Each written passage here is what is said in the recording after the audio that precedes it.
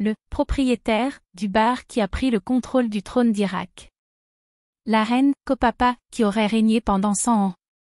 Reine sumérienne Kobaba. Entre mythe et vérité, entre réalité et fiction, nous avons toujours été attirés par les histoires de rois, de reines et de grands souverains à travers l'histoire, qui, bien que leur base soit réelle, peuvent parfois être sans exagération et événements qui peuvent être difficiles à croire. Parmi ces histoires, l'histoire de la reine Kobaba qui a régné l'une des civilisations les plus anciennes et les plus anciennes sur la Terre, la civilisation sumérienne en 2500 avant Jésus-Christ, puis immortalisée par le peuple et proclamée comme une déesse, et était la seule reine sur la liste des rois mâles de Sumer. Venez avec nous vous raconter son histoire. Et il a une sculpture dans le musée d'Ankara dans lequel Kobaba apparaît. Une femme travaillait dans un bar et faisait des offrandes aux dieux. Il peut être difficile d'imaginer qu'il y a 4500 ans, une femme a régné la plus grande et la plus ancienne civilisation en Mésopotamie antique. Mais plus surprenant encore, Kubaba, ou Kosbao en sumérien, n'était pas une dynastie royale, n'a pas monté le trône pour son droit héréditaire de gouverner, mais en fait travaillait dans un pub servant de la bière ou une sorte de boisson ancienne. Mais la question se pose, comment une femme travaillant dans un bar peut-elle devenir reine?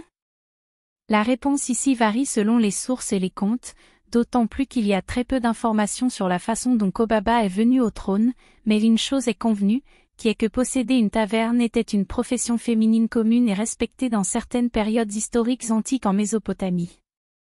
L'orge à partir de laquelle la bière est faite était sacrée pour le peuple sumérien, et la bière a été considérée selon les textes sumériens comme une joie du cœur et la satisfaction du foie. Étant donné que les gens de Sumer chérissent la bière comme un cadeau des dieux, il peut être plus juste de la considérer une femme d'affaires réussie avec des connexions divines. Mais comment elle est arrivée au pouvoir est légendaire et peu clair. Il est probable que Kobaba était le propriétaire de la taverne et pas seulement une bonne là-bas, et qu'elle a fait les offrandes que les chasseurs n'ont pas fait. Basé sur un dossier trouvé indiquant son statut, il y a une citation d'un texte babylonien ancien qui dit « Kobaba a donné du pain aux pêcheurs et lui a donné de l'eau, et lui a fait offrir du poisson dans le temple d'Isagila au dieu Marduk, et son travail a impressionné le dieu et a confié Kubaba, le gardien de la taverne, avec la souveraineté sur le monde entier. » Une autre explication qui suppose qu'elle a épousé un roi met la preuve le nie. Une autre explication suppose que dans la société mésopotamienne il n'était pas commun pour les femmes d'exercer une influence politique, sauf par leur relation avec le roi. Les reines sumériennes ont toujours été les épouses des rois. Elles ne régnaient pas seules. Mais l'autre question qui peut nous venir à l'esprit ici, un roi peut-il épouser une femme qui travaille dans un bar? La réponse est que le roi est peu susceptible de marier des roturiers ordinaires, mais c'est certainement une possibilité. Il est possible que Kobaba a été mariée à un roi qui est mort et a ensuite régné seul, mais il n'y a aucune mention d'une telle chose qui se passe dans les textes anciens. Bien que les interprétations diffèrent ici, les historiens ne sont pas en désaccord sur l'existence de Kubaba, et qu'elle a régné seule, comme elle est mentionnée dans la tablette d'argile qui comprend une liste des noms des rois sumériens, avec le titre de Lugal, qui signifie roi, et non le titre de Eresh, qui signifie la consort du roi.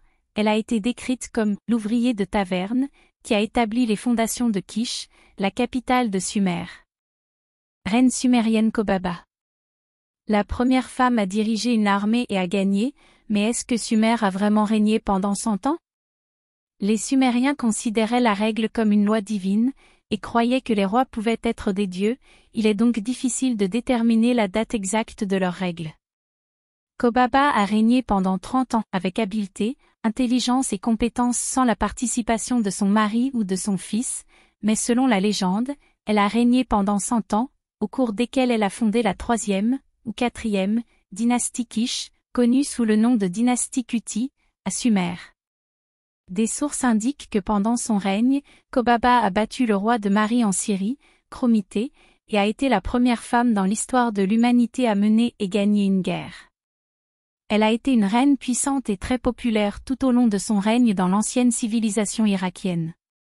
Elle était mariée au roi Aplom Kuti, et après sa mort son fils Pusursuan et votre petit-fils Sababa régnaient. Mère nymphe déesse. Après sa mort, Kobaba était connue comme la mère de la déesse Naf qui adorait les tombes de Sumer. La déesse Kobaba est également devenue la protectrice de la ville sumérienne de Karchemish, et une plaque de pierre sculptée maintenant conservée dans le musée des civilisations anatoliennes à Ankara représente la déesse Kobaba portant un foulard.